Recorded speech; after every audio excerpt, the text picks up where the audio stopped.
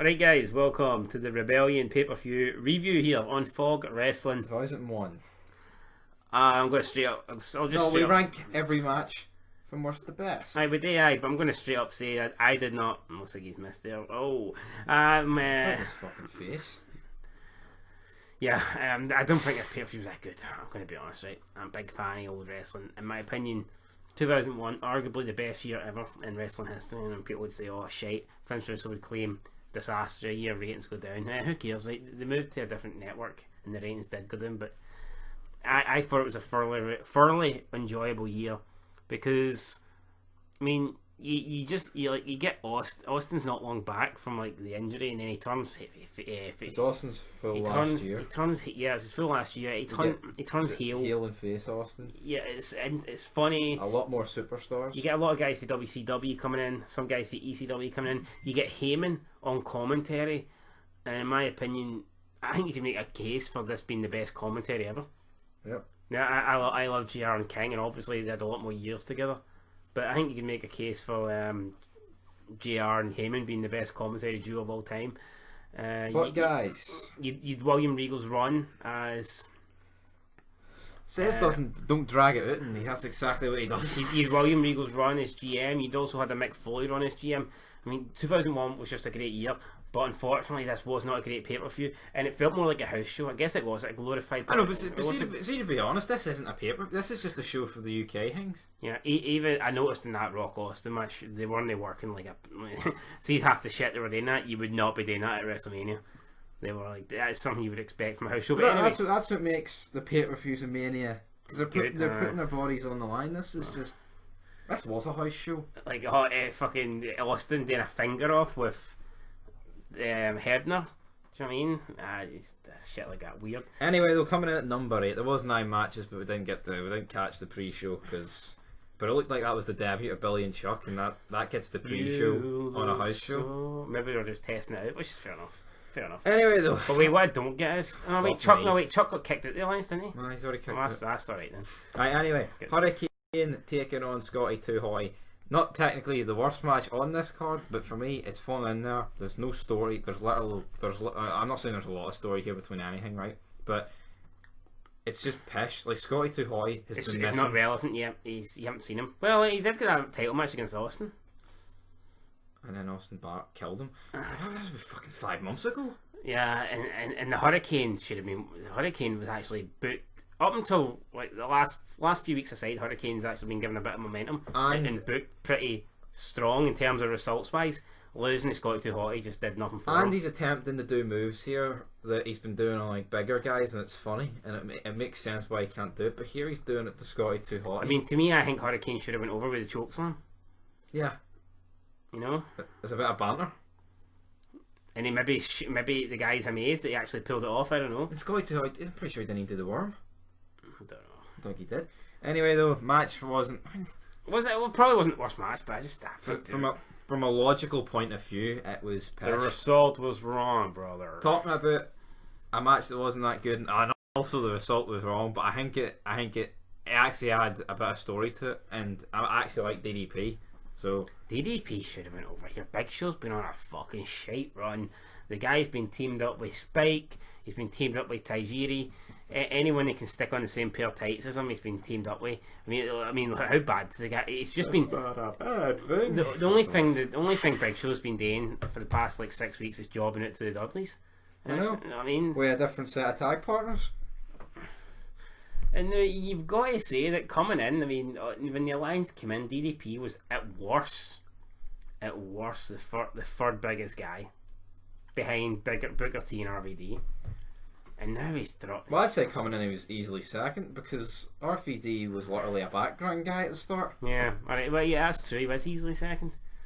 And you could probably make a case for DDP being bigger than Booker T, because he got propelled into not that Rock Booker T storyline wasn't big, and Booker T was always with Shane McMahon, so I'm like, yeah, but it was close. My point is, right, he felt like a big deal when he came in. See now, I know we haven't really seen him a lot. He took about like a month off or whatever, but I don't know. Guy could have been a bigger star. Anyway, though, he hits the diamond cutter. I actually think could he pick up a win here? Nah, Big Show get no offense in, but a choke slam and it's over. And even then, he didn't really sell it. He kind of just gets up and goes, "No, the fact I lost isn't a bad thing. It's a good thing because I can leave this shitty country or something like that," and then left. So I mean, I don't know. God damn it, son of a bitch. Maybe you don't sell moves on house shows in the UK. Anyway, though, now we had a women's tag match, and weirdly, this had the best build throughout the night. It was as if they were, I don't know, for some reason they were Chavo and Bill DeMott were like. I just found out it was actually Hugh Morris's Bill DeMont. Yep. Bill DeMott. Well, you keep saying like Bill DeMont, as if he's building a mountain. Bill or something. DeMont. Aye, Bill DeMott, not DeMott. Bill. You keep saying DeMont. Bill DeMont. That just shows how pish he is, right? Yes, pish. Bullying or no bullying, right? Because I couldn't get that. The guy's pish. I don't get it. They were. What was the whole thing they were going with? Chavo and Bill DeMott are like creeps, and they're trying to like spy on the women. I don't get what the whole thing was. The reporting. What's Chavo got to report? And this to me shows Exhibit A of how this isn't a legit pay-per-view. Like what could Chavo, what could Tori Wilson have to say, or Lita or Trish have to say that's so fucking groundbreaking? And he's out there with a microphone as if it's the presidential election. Oh, I'm going to be the first to, and they're arguing over who's going to do it. I mean, what the fuck? I know. What was there to report? What did he get? What interview did he get? He didn't fucking get. He got hee-haw. Right, he got Molly nothing. and Stacy Keibler against Lita and Tori Wilson. Trish was the ref. That's why I was getting confused. I was like, why the fuck's there 5 people? See, you can tell when someone's green. See Tori Wilson 2001 compared to her in like 2006 or 7. I mean, it's leaps and bounds. Although I suppose you'd expect someone to get pretty half decent in 5 years, I guess. But see, just watching there, see the keeper and Tori, they cannot work. Nope. But I'm not Meltzer, so I don't really give a fuck. You know what I mean? And that's the thing. WCW didn't have a women's division. Yeah. And you could argue they don't. WWE doesn't. Yeah. So I mean, you know, I'm not gonna fucking cry about it. I'm just saying they're pretty bad in the ring. But If you're a star, you're a star. who cares, man? Right? That's what that was Exactly. next. Up next, we had the tag team match. No, we didn't. We had Regal against Tajiri. So we did Rodrigo against Tajiri. So Regal actually won in his hometown, picked up another win over Tajiri, just kind of beat him out of That's the blue. you folks here on the door, I see. Nice banter Yeah, he's for fucking Regal. buried. Brought up Manchester United, and GR for once hasn't got a fucking clue what's happening. See, normally they bring up the Yank sport teams, and we're sitting here without a fucking clue. You know what I mean? Although if he mentions the LA Chargers and the guy that didn't fucking catch the ball in 19 years' time, I'll probably get what he means. Pass interference. But yeah, that was cool. 15 yards. Big it was fucking more than that. 25 yards. It was so Regal wins, and then at the end Tajiri spits the mist in his face. Kind of missed it, but got a bit on him, so didn't He look missed too it? bad. Oh. Anyway, yeah, Regal picks up the win. Regal stretch. Good night, 2-1. 3-way tag match with the APA, who have been literally nowhere. I mean, they had the whole thing. Wait, hold on. Can we not make a case for Regal should have been in the Survivor Series 5-on-5 match? For who? Shane? Nah, I think what they were going for with Vince instead of Big Show. I think that's why Shane looks out of place. I think the match looks so much better with Vince in it. Yeah. Like, could you just imagine?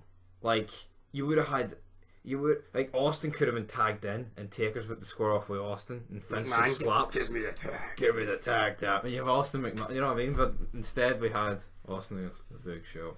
Anyway, yeah. APA. Wait, is it any surprise Big Show was first eliminated in that match? It ain't fucking a surprise to me. Nope. But anyway, up Just next. like fucking Biden won in California. Up next, APA, brother, against the Dudleys, against the Hardys. Shit match. The 3D that gets the job done for the Dudleys. Who's surprised here? Nobody. Because the 3D always gets the job done. Unless it's nailed on Chris Sabin, then we might just get a kick out at 2.5. This is just pish. I mean, fucking Next up, though, I mean, yeah, there's not much to say there. Betty GR wishes the 3D. His wife was hit with the 3D, not the car crash. Jesus Christ. Who would have had a 0.1% chance of winning at sacrifice. WCW Championship match, Jericho But against... instead, she I mean, the best stuff about this show is the backstage segments, because Angle was like, we're in England. This is the Knights round table. You're pathetic. But instead, she paid the ultimate sacrifice. If anyone was listening to what I said previously, Wait, who they gives a get that. fuck? But anyway, the round table Putting stuff the was piss good. out of JR's dead wife, and he's the best commentator ever Yes, graced. I apologise, JR. Just banter, just fucking banter. It's just banter. I could be deep tomorrow. You know. Can we get a kick out of 2.5? No. 3 And count, decisive victory. Talk about 2.5. The round table shit was good. Jericho rolled up, Angle, good night. This match, I can't really remember anything that happened in it. It was just. Wait, hold on. We're saying the backstage stuff was good. The whole build them up Chavo shit was fucking just annoying. It was like something you'd see on it. It was like something goofy you'd see in NTV. No, it was annoying, but it was actually good to see a bit of depth and fucking for Alliance guys. I mean, especially Chavo. Where's he been? Apart from showing up late and getting battered. Well, that time they were kicking people out. He was acting the hard man. That kind of annoyed me. Anyway, though, Jericho Angle wasn't that good. It was just nothing was that good. It was as if they thought, you know what, we'll save a better match for you two for down the line. And that is. Don't know if it happens or not. I think Jericho Angle probably already had there. I don't think I can't even recall a Jericho Angle match. I mean, they probably do wrestle something, but I mean, I don't really recall it. Ben was always thrown in a triple threat or something.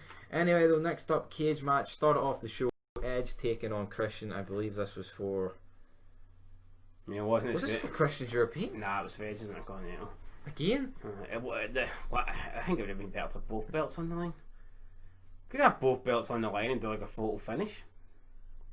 And again, Christian just gets fucking jobbed out. I mean, it's a decent match. I like that.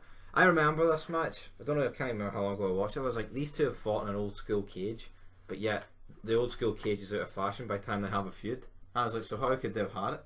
And then it's like, whoa, holy shit! It's because they're in a pish. Well, you can see that Finn's obviously wants to push Edge, like he's the guy he's going for.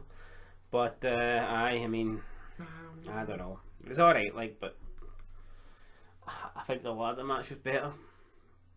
And then probably the match that we put number one. No, what I think's affected a lot of people. Like see people like Edge, Benoit, Van Damme, and people like that from this era who worked a lot with Austin Rock and all, like Taker in this, and people like that. They never really went over them. They went over fellow mid card guys who they kind of been 50-50 with. Yeah. Every time they came up against D stars, they lost. So therefore, I don't ever think they really got over. Yeah. Like, let's be real. By the time Edge was beating, well, he wasn't really beating Triple H. Like in 2006, Triple H was nowhere near what he was in terms of that star. His peak. I mean. But then again, I guess you could argue the same about fucking Rock, because what's he doing? And yeah, this cage match, he zip ties him, which was a unique ending, but it was kind of like, well, we know what's going to happen now in the next 30 seconds unless Christian brings the fucking cage wall down. Yep, I agree. And then next up, main event, Rock first. I mean, we didn't even know this match existed. Nope. I mean, clicked on the paper. I mean, this card is stacked. Yeah, it was shit. It's fucking weird. Oh, it fucking is weird. And then you also had backstage, Rock and Jericho, McMahon sitting them down, and the way they're getting on, it's awful pathetic. Yeah. Oh, it's over a steel chair. I get it, but Rock fucking hold the L. You Rock, get beat. I thought it looked like you were beat before Stephanie came out anyway. And Jericho barred you for most of the match. Then here we got a slow-paced enough match, a couple of spots on the announce table. Out comes Angle, saves Austin. Out comes Jericho, he corrects Angle, then Rock gets up. Whoa, brother, did you hit me with the chair? I've seen this, and then he attacks Jericho. Seeing this feud, like, I mean, The Rock's the guy that's appears to be the heel because he's attacked Jericho more times than I mean, every time Jericho attacks The Rock, it's more like, well, you attack me first, like, kind of. I don't know. I mean, to me, Jericho's like the kind of face. But obviously that's not going to be the case. And then Austin hits a stunner, wins. Wasn't good. Like, I mean, Rock and Austin have had quite a few matches. I would have to say this has got to be one of the worst. But see this pay-per-view, yeah. But see this pay-per-view, you can't really rank it like a normal pay-per-view. We'll still give it a rating out of 10, but at the end of the day, this is a house show. Well, let me hear your rating out of 10. Sky box office, which makes things seem fucking weird. I wouldn't be happy if I paid fucking 20 quid for this. Well, you got to look at it realistically. At the time, you wouldn't have been. But say someone was like, yo, there's this pay-per-view from 2001 that was only in the UK, but no one's really seen it. You want to pay 20 quid and watch it, you don't know what happens. You're like, no. All the matches felt cold. Just no build up. Aye, but the crowd wasn't really that good. Yep. Well, I don't know. I've got to give it a 4 out of 10. I think stacked cards and good backstage. Well, great. I mean, the round table thing was great. Even the Jericho Rock stuff. And I think the card, the way it looks, and the fact you've got a lot of star power on it, can only get you so far. And I think a 4 out of 10's how far it can get you. Well, Bret Hart would probably agree. Although Triple H wasn't on it, so he might bump up to 5. I read something the other day. Apparently, Triple H was the architect of the Montreal Screwjob, and that's why Bret hates him so much. Okay, I could see that. I think Triple H is probably the most intelligent guy at the clique.